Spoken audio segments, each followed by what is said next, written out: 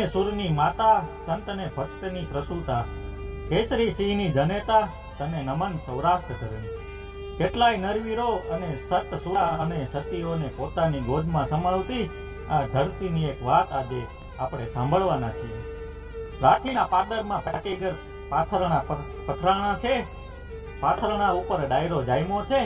કહુંબા કૂટાઈ રહ્યા છે અને સૂરજ નારાયણના સમ દઈને કહુંબાના આડા ધ્રુવા અપાઈ રહ્યા છે. ઢોલ ધબૂકે છે, શરણાઈઓના સૂર ગુંજાય છે. કુંવર દાજીબાના લગ્ન છે. વેલડું આવ્યું કે આવશે એની વાટ જોવાય છે. ગઢવીઓના ગળા મોડા થઈ ગયા છે. ગોહિલોના વીરતાની વાણી દ્વારા વારણા લેતા થાકતા નથી. આ ડાયરાની વચ્ચે દૂધ મલયું જવાન દાજીબા બેઠો છે. આઠય અંગમાંથી જોબન ડોકાઈ રહ્યા છે. મોં ઉપર ત્રાજ બીજના તેજ પથરાણા છે. મૂછનો દોરો ફૂટી ગયો છે અને 10 આંગળીઓ વેઢ પહેરેલા છે. માથાના ઉપર સોનાની સળીએ સાપો શોભી રહ્યો છે.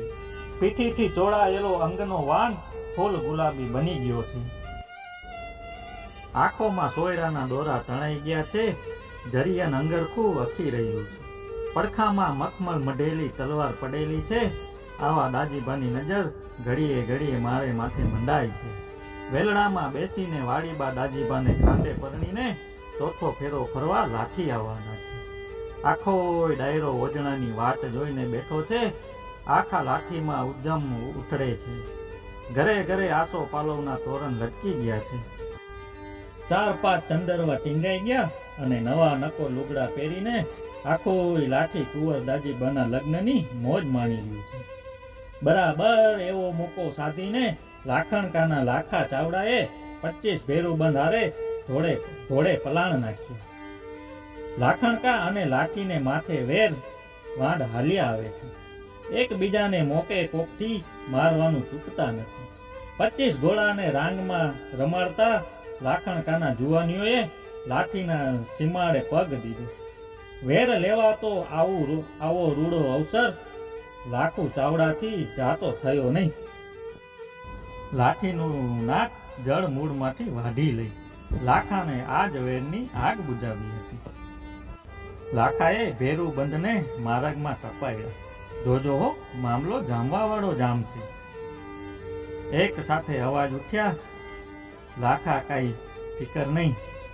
દાજીબાના લગ્ન એટલે ડાયરો હામટો હશે. એની ઉપાધિ કરોમાં. રૂડા સંગાથી સાથળવાથી છાતી ગજ ગજ ફૂલી.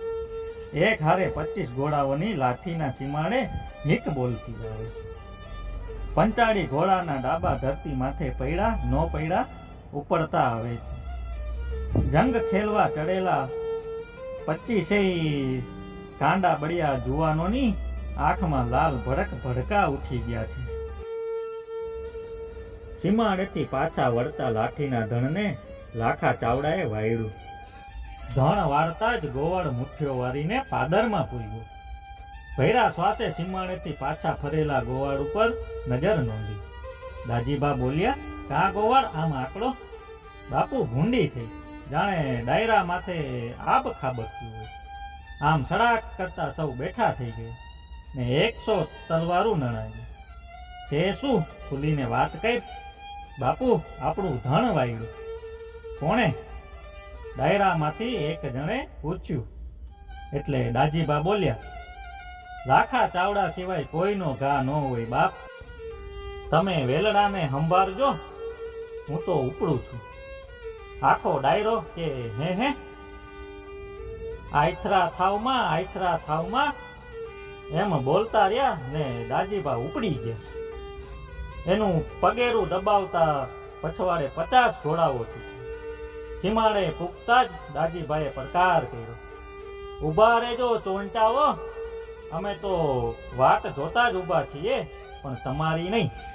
ત્યારે લાઠીના ડાયરાની તમે તો મીંડોળ બંધા લખાએ.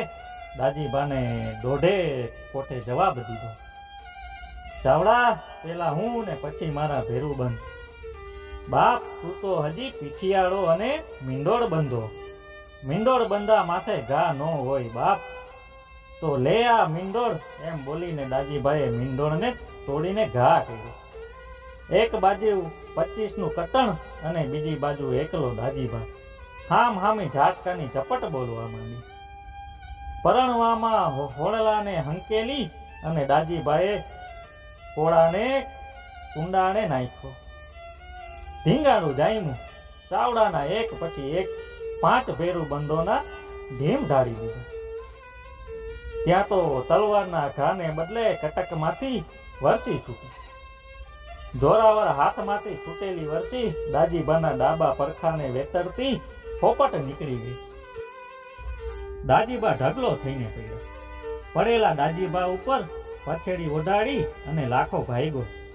ભાગતા લાખાને પાછળ આવેલા કટકે પડકાર્યો, પણ પીઠ દેખાડેલ દુશ્મન માથે ઘા કર્યા વગર બાકીનો ડાયરો પાછો વળ્યો. દાજીબાના દેહને લઈને પાદરમાં પૂજ્યો. ત્યાં તો વાડીબાનું વેલડું રૂમઝુમ કરતું આવીને ઊભું રહ્યું. જુવાનીને ઉંમરે પગલે ઉપાડનાર વાડીબાને અમંગલ એંધાણ વર્તાણ. વેલડાની પડદાની આળસમાંથી એણે ડાયરા માથે મીઠ માંડી. સૌના મોં ઉપર મસ ધડી ગઈ હતી. માથા ઉપરથી પાઘડિયુંના ઠેકાણે સળિયા મુકાયા હતા. ચકડોળ વાળી બાએ દાસીને કીધું કે રૂપા કાંઈક માઠા સમાચાર લાગે છે. હા બા, ધ્રુસકે ચડેલી રૂપાએ ટૂંકો જવાબ દીધો. એની જીભ લોચા વાળતી હતી. શું થયું, વાત કર બા. કુંવર કામ આવ્યા. ક્યાં? આંબરડી અને પીપરવાના સીમાડે લાઠીનું ધણ પાછું વાળવા જતા જરાય થડક્યા વગર વાડીબા બોલ્યા, વેલડાને પરબારું દરબારગઢમાં ગયું. પણ શું? પણ વાડીબાનો મિજાજ ઘડાયો. અમારા લગ્ન તો અધૂરા છે. રૂપા રાજપૂતાણી એક જ ધણીનું ઓઢણું ઓઢે, 18નું નહીં.